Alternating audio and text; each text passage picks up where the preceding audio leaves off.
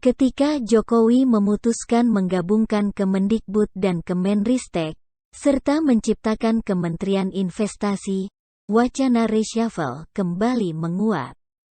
Beberapa menteri mencoba memperkuat diri mengamankan posisi. Beberapa nama disinyalir layak direshuffle, salah satunya Nadiem Makarim. Namun alih-alih Nadiem Makarim yang direshuffle, saya justru berharap Prabowo adalah salah satu menteri yang dicopot. Tidak ada prestasi mencenangkan yang dia buat. Yang ada justru hanya kontroversi tanpa henti.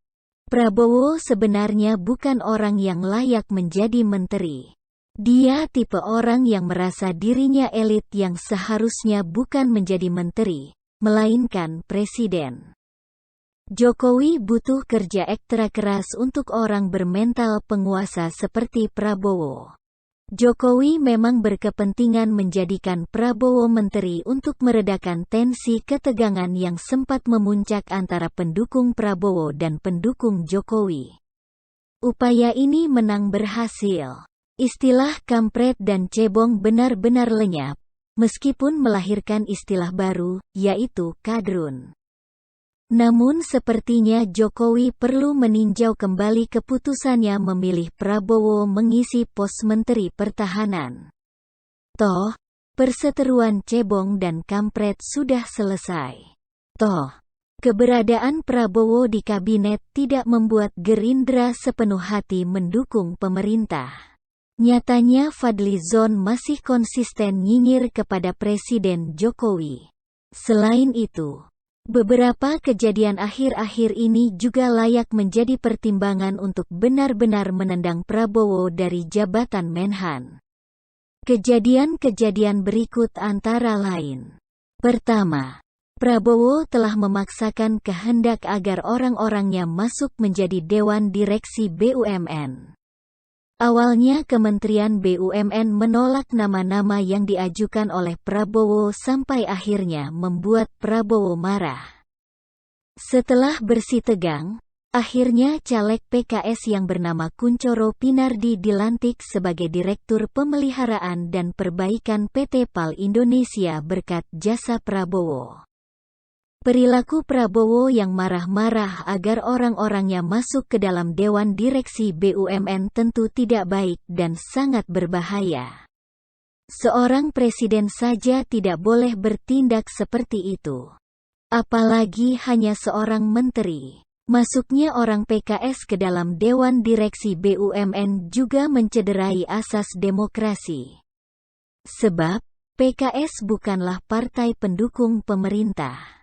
Saya berharap hal ini bisa menjadi pertimbangan bagi Jokowi untuk mencopot Prabowo dari jabatan Menhan. Kedua, Prabowo membentuk pasukan khusus. Diberitakan bahwa Menteri Pertahanan Prabowo Subianto disebutkan membentuk satuan khusus bernama Detasemen Pengawal Khusus atau Denwalsus.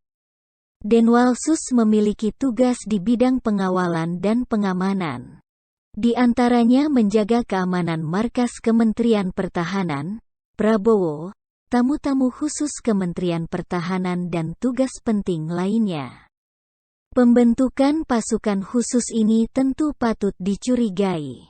Seorang presiden saja hanya punya pas pampres, tidak punya pasukan khusus yang dibentuk oleh Prabowo.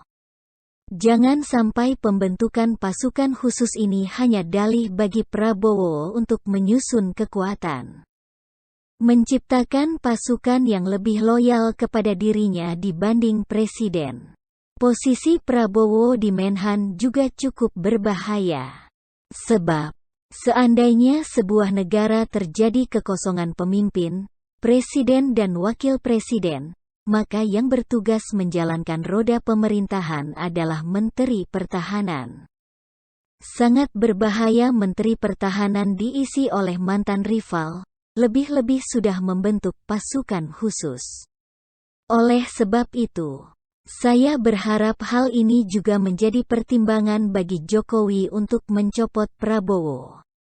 Ketiga, Hilangnya kapal selam KRI Nanggala 402 saat melakukan latihan di perairan utara Bali yang sekarang telah dinyatakan tenggelam oleh TNI. Musibah ini mungkin saja tidak terkait langsung dengan Prabowo.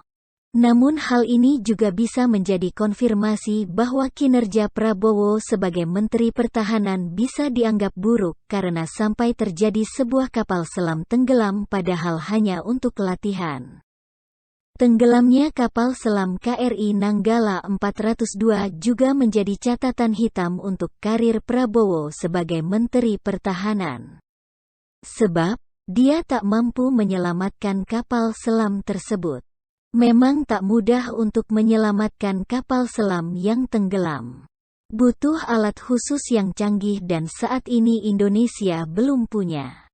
Namun setidaknya, peristiwa ini bisa menjadi bahan pertimbangan bagi Jokowi untuk mencopot Prabowo. Sekarang menjadi saat yang tepat untuk menendang Prabowo dari kabinet.